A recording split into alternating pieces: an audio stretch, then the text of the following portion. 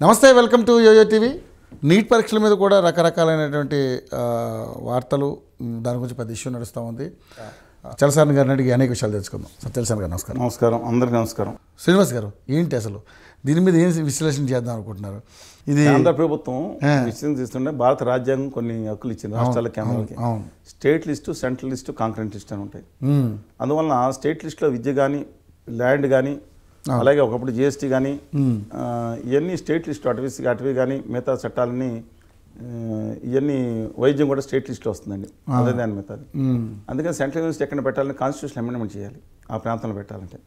అలాంటి రాజ్యాంగ నిర్మాతలు అంత అద్భుతంగా చేస్తే ఉత్తర భారతీయ జనతా పార్టీ వచ్చిన తర్వాత దుర్మార్గంగా ప్రతి వ్యవస్థను నాశనం చేస్తా ఇవాళ విద్యా వ్యవస్థను తన కంట్రోల్లో తీసుకుంటాం.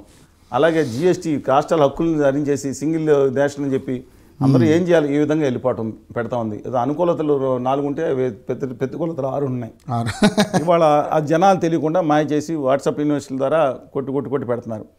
ఇవాళ మేము ఒకటే చెప్తున్నాం, ఆంధ్రప్రదేశ్ కానీ తెలంగాణ కానీ ద్రవిడ నాడు అంటే మహారాష్ట్రలో కింద భాగం కూడా ద్రవిడలేనండి.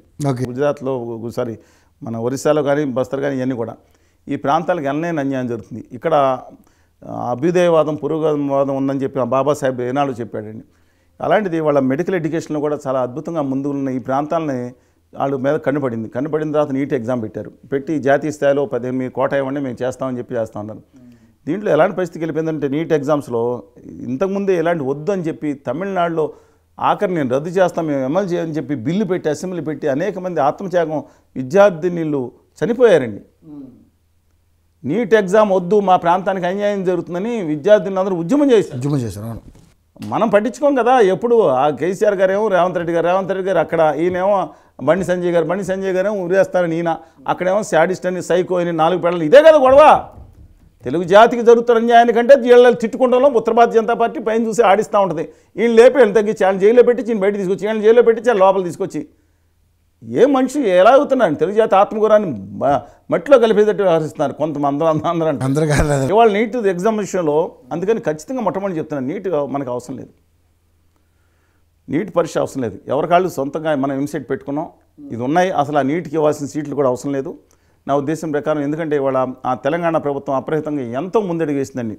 Government college, private medical college విషయంలో దేశంలోనే అగ్రగంగా నిలబోతుంది. ఆంధ్రప్రదేశ్ కూడా ఆ విధంగా చర్యలు చేపట్టబోతుంది.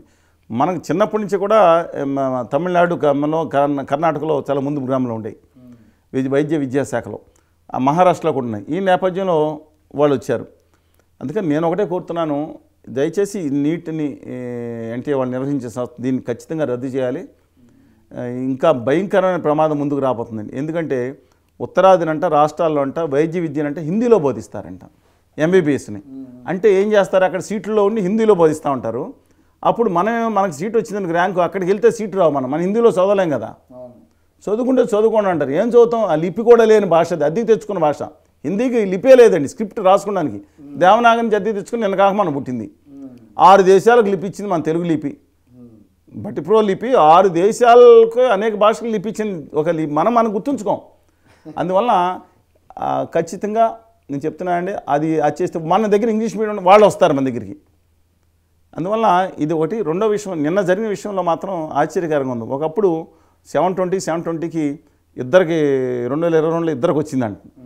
ఆ తర్వాత 5గురికి 67 మంది ఒకే సెంటర్లో కూర్చున్న వాళ్ళకి, అంటే 100% మార్కులు 720కి 67 ప్లస్ అందులో ఆ 7గురికి 6 అంటారు, 7 పక్కన కూర్చున్న వాళ్ళందరికీ 100 మార్కులు వచ్చారు. 100% వచ్చాయి 720. ఇండియాలో టాప్ ర్యాంకర్లు అయిపోయారు. అందులో కొంతమందికి ఎంత వచ్చినాయి, 10th ఫెయిల్ అంట, ఇంటర్మీడియట్లో కూడా ఫెయిల్ అయ్యి ఫిజిక్స్లో ఒకే 1 మార్క్ వచ్చిందంట. 20 మార్కులు వెళ్ళేదో కలుపుతారు కదా ప్రాక్టికల్స్ కదా, 21 వచ్చి ఫెయిల్ అయిపోయారంట. ఇంటర్మీడియట్లో 10thలోనూ ఫెయిల్ అయిపోయిన పెద్దవాళ్ళు, అది ఆవిడ గుజరాతీ పేరెందుకు కానీ గుజరాతీ విద్యార్థిని, ప్రాంతం ఏదైనా మిగతా బీహార్ కానీ ఎవరైనా అయిన ఉండి ఉత్తర భారతదేశం అంతరం, వాళ్ళు అక్కడ పేపర్ లీక్ అయితే లీక్ అవ్వలేదని మాట్లాడుతున్నారు. సరే, నేను దాని గురించి డిబేటబుల్ కాదు. నేను అడుగుతా ఉన్నాను, వీళ్ళందరూ 1 మార్క్ వచ్చిన వాళ్ళు 720 రావటం ఏంటండి? ఆ రోజు జ్వరం వచ్చింది. ఇంతకుముందు ఫెయిల్ అయిపోయిన వాళ్ళు, 1 సబ్జెక్ట్ కాదు 2 సబ్జెక్ట్ పోయిన వాళ్ళు. ఇంకోటి ఎక్కడో తేడా వచ్చిందంటే అక్కడ లేక ఆలస్యమైందని చెప్పి గ్రేస్ మార్కులు ఇచ్చారు 1500 మందికి. అందరికీ ఇవ్వాలి కదా. గ్రేస్ మార్కులు ఇవ్వటం ఏంటంటే, ఇప్పుడు సుప్రీంకోర్టుకి సీరియస్గా టేకప్ చేస్తుంటే ధనుంజయ చంద్రచూడ్ గారు న్యాయ వ్యవస్థ ఎక్కడున్నా దండం పెడతానండి. అలాంటి వాళ్ళు ఉండబట్టే ఈ దేశంలో మిగతా 3 పిల్లర్లు పడిపోయి ధర్మం కుంటిపాదంతో ఏకపాదంతో నడుస్తుంటే ఏకపాదం న్యాయ వ్యవస్థే అలాగనే నడుస్తుందంటే అలాంటి ఉండబట్టే ఉండబట్టే. దయచేసి అది ఎక్కువ కాలం అలాంటి వాళ్ళు ఉండాలని కోరుకుంటున్నాను. ఆ మిగతా వ్యవస్థని బస్సు పెట్టి చేస్తూ ఉన్నారు. అందువలన ఇవాళ సుప్రీంకోర్టు ఉండబట్టి న్యాయం నడుస్తూ ఉంది. అందువలన ఇంత అన్యాయం జరుగుతున్నా ఒక్కడు స్పందించట్లేదండి. ఆంధ్రప్రదేశ్లో ఒక్క నేత స్పందిస్తున్నాడా?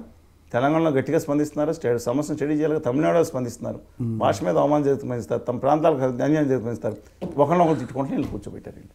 అందువల్ల నీటి పరీక్షను తక్షణమే రద్దు చేయాలి. దక్షిణాది రాష్ట్రాలకి కావాలంటే మేము 5 రాష్ట్రాలు 6 రాష్ట్రాలు మహారాష్ట్ర చాలామంది దక్షిణ స్టాక్ అండి చెప్తున్నాను. ద్రవిడ స్టాకే మహారాష్ట్రీయులు. భాష పరంగా పక్కన పెడదాం. మహారాష్ట్ర ఒరిస్సాలో దక్షిణ భాగం దాన్ని చేయలేం కాబట్టి పక్కన పెడుతున్నాను.